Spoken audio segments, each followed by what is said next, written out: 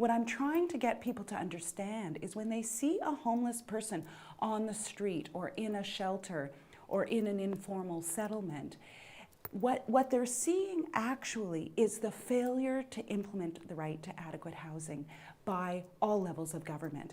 Rather than look at the individual and say, oh, that person landed there because of some personal characteristic or trait, what's really at play there is the failure of governments to actually implement their human rights obligations.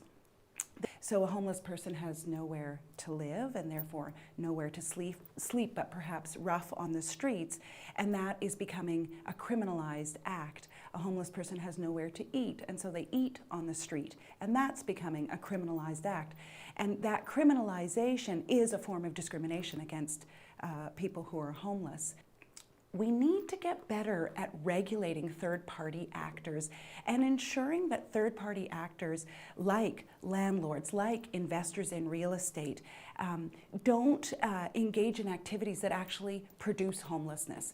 And I think we need to take a really good long look at the way in which we're dealing with land, property, and investment in cities in particular, and develop regulations to ensure that we're not having the result of gross inequality between those who have and those who have nothing.